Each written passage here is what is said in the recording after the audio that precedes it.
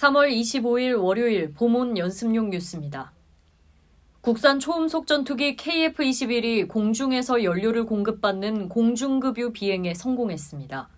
이번 공중급유 비행에선 급유기와의 연결, 연료 이송 등 공중급유 기능을 확인했는데 공중급유 능력을 통해 KF-21의 작전 반경이 최소 50% 이상 늘어날 것으로 예상됩니다.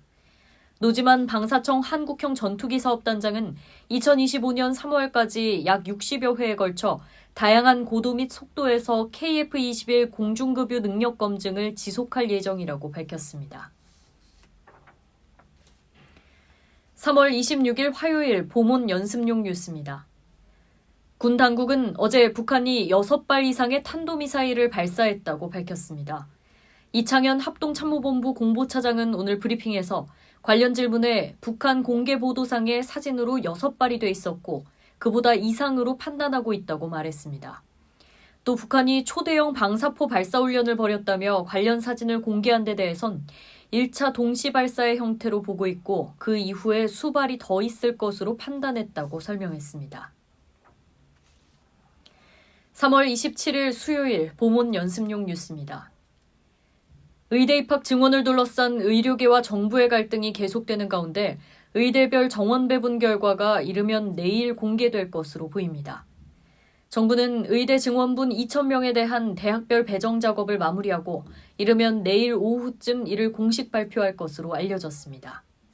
정부가 국립대병원 등 지역 거점 병원을 수도권 빅5 수준으로 끌어올린다는 계획을 밝힌 만큼 비수도권 거점 국립대를 중심으로 대규모 증원이 이루어질 전망입니다.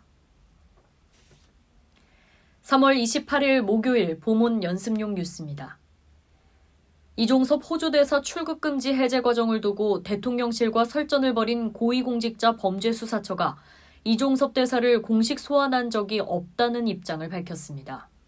공수처 관계자는 호주 대사 임명 사실을 언론 보도를 통해 알게 된 뒤 수사팀이 이 대사에게 연락해 일정을 협의했고 이 대사가 나오겠다고 일정을 정해 나왔다며 공수처가 소환장을 발부한 적이 없다고만 답했습니다.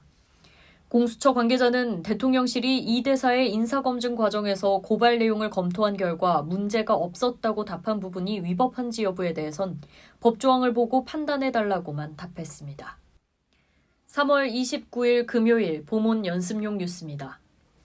대만 해협을 둘러싼 중국과 대만의 긴장이 이어지는 가운데 대만 방면을 관할하는 중국군 사령부가 해공군을 동원해 해경과의 합동 전투 훈련을 실시했습니다. 오늘 중국인민해방군 해군 소셜미디어에 따르면 대만을 담당하는 동부전군은 최근 호위함 부대를 편성해 공군 해경과 함께 여러 해역을 돌며 주야간 실전 훈련을 했습니다. 중국 해군은 목표 해역에 도착한 뒤 적의 공격이 벌어진 상황을 상정해 대응 훈련을 했다면서 이번 훈련은 해군 편대와 공군, 해경의 연합작전 수준과 타격 능력을 높였다고 자평했습니다.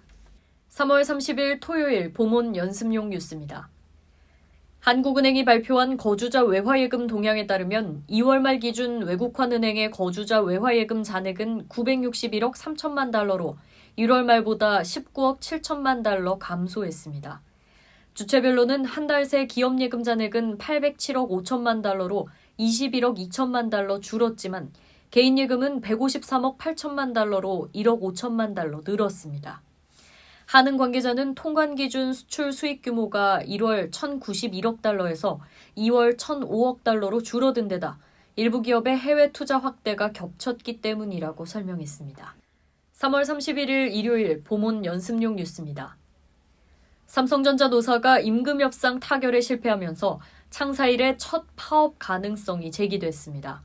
전국 삼성전자 노동조합은 오늘 오전까지 사측과 최종 협상을 벌였으나 사측이 성과급과 휴가제도 개선을 거부해 쟁의 상황에 돌입한다고 밝혔습니다. 삼성전자 노사는 지난달 29일 본교섭을 열었지만 노조가 8.1% 임금 인상을 요구한 반면 사측은 2.8%를 제시하는 등 이견을 좁히지 못했습니다.